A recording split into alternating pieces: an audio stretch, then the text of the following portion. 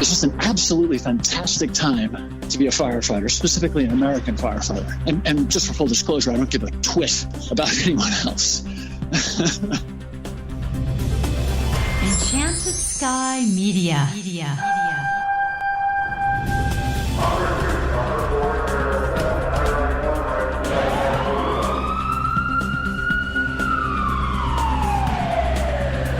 From the Enchanted Sky Studios in Prescott, Arizona, this is Code 3, the Firefighters Podcast, hosted by award-winning journalist Scott Orr. Code 3 features interviews with leading members of the fire service, discussing firefighting strategies, tactics, and other topics you need to know more about. Now, here's Scott. That's right, and I will not let Parkinson's stop me.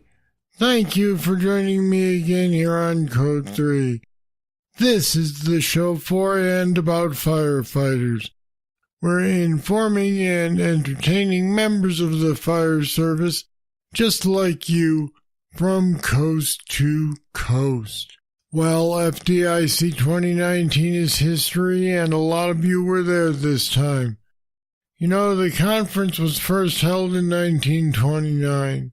It now draws in excess of 30,000 participants, making it one of Indiana's biggest conventions. To find out how it went this year, my guest today is Bobby Halton. Bobby is the editor-in-chief of Fire Engineering magazine and the education director of the FDIC. He began his career with the Albuquerque Fire Department and came up through the ranks to serve as chief of training and chief of operations.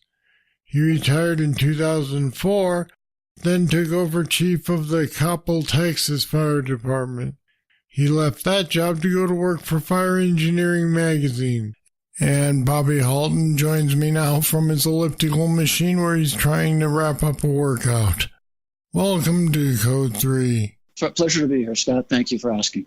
Well, FDIC 2019 is wrapped up. Overall, let's start with how you think it went. It was phenomenal. We had a record-breaking attendance at the hands-on training. We're up by 300 students. Record-breaking attendance at the workshops. We're up by another 600 students there. We consequently broke our all-time standing record from last year of attendance. We went to 35,400 and some odd folks. So phenomenal event, and training went fantastic. It was fantastic from beginning to end as far as I'm concerned. I imagine those high attendance numbers are what makes it possible for you to attract the high-level talent that you get every year.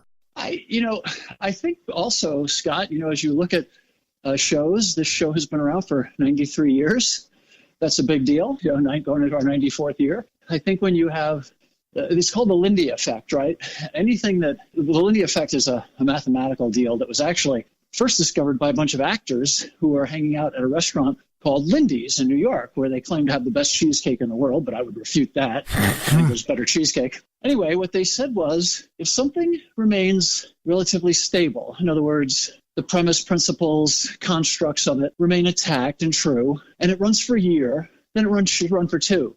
And if it runs for 2, it should run for 4. And if it runs for 4, et cetera, et cetera. So if you look at FDIC, it was originally founded as a non-ideological, non-political forum for the exchange of ideas, all ideas, about the issues, all the issues affecting fire and emergency services. And so with that premise from 1928, we've gone forward, and we have not changed our mission or principles one iota. And so that brings us to where we are today. And so when people have a innate understanding of that construct, they feel comfortable in going there. In other words, we're not there to push any political candidate. We're not there to push any ideology about the method and attack of fire. We're not there to promote any group over any other group. We're just there solely to exchange ideas and to advance the fire service. And so I think that as long as we continue to do that, we will be around for another 93 years.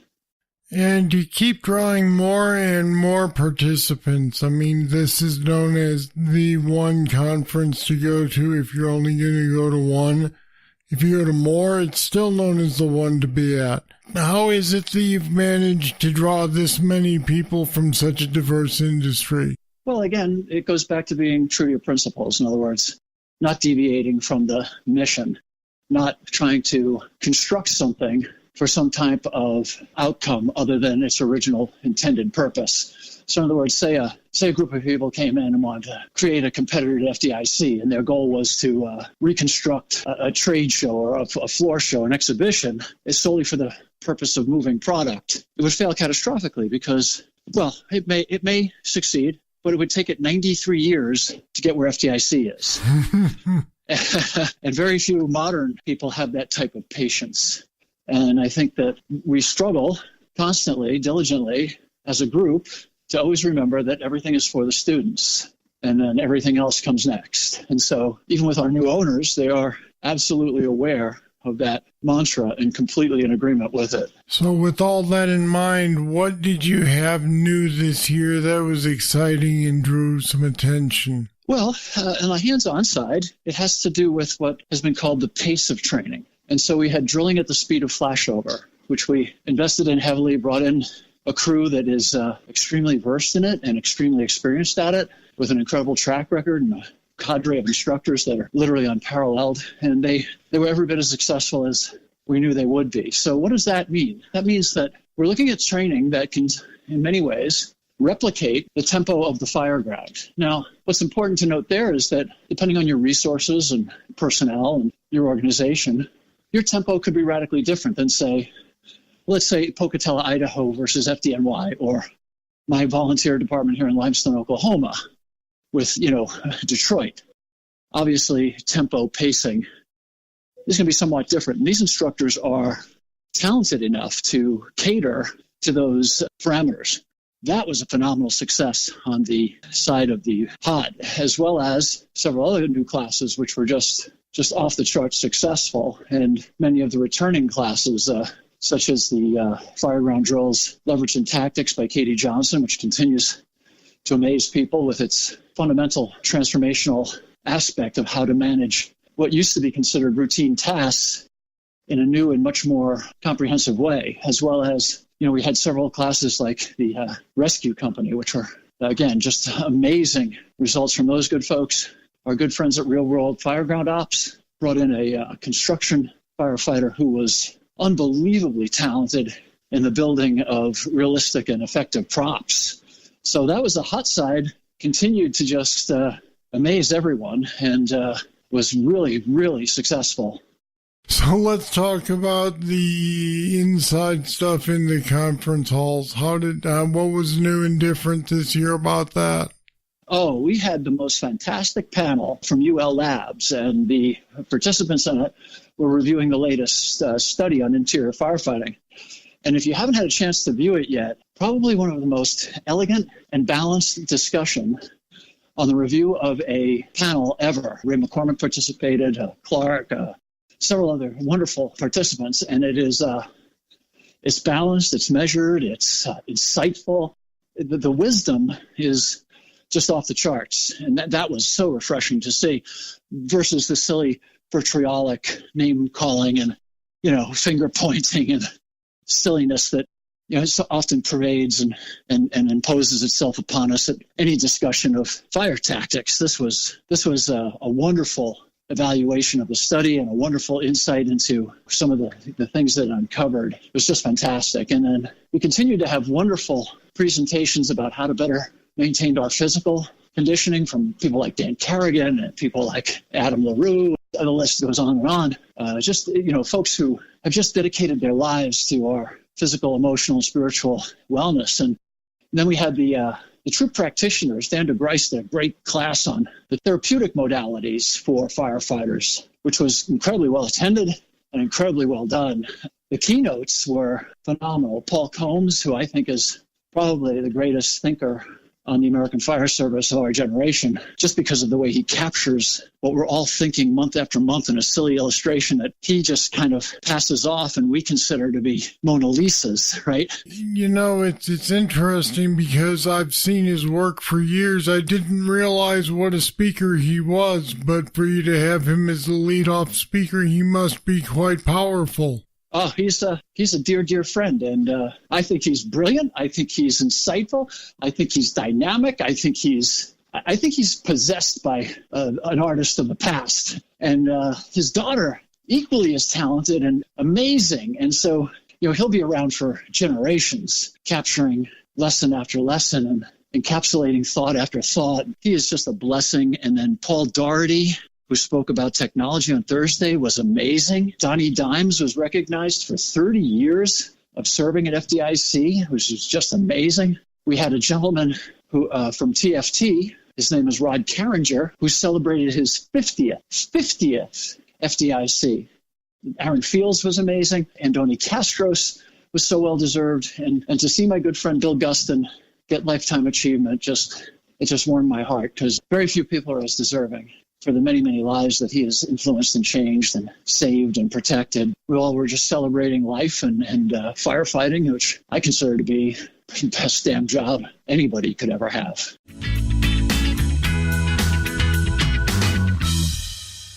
If you like Code 3, you'll love the Code 3 Bull Session. It's more discussion with our guests on any topic. Sometimes it's serious. Sometimes it's not so serious. But it's only available to patrons of Code 3. Find out what you've been missing. Go to code3podcast.com/support. Pledge just $10 a month to support Code 3, and you'll get immediate access to all the Bull Sessions in our library and future interviews as we post them. Become a patron today, support the show, and get access to the Code 3 Bull Sessions.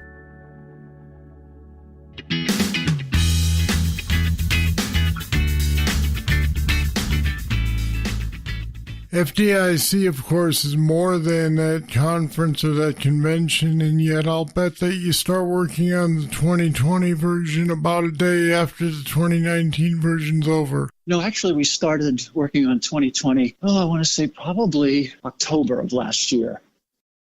Yeah, I've already selected the keynoters for 2020. We've already made several decisions about conference and some other constructs. We do our budget about 3 years in advance. So a great deal of work has already been done. I was going to say that's incredible, but it's really not a surprise, because with an event that large, you've got to be working as far in advance as you possibly can. Right, we sure do. So what things do you see on the horizon that'll be interesting for next year's version? Well, we've got tremendous opportunities in terms of community-based paramedicine and seeing how that will filter into the American Fire Service.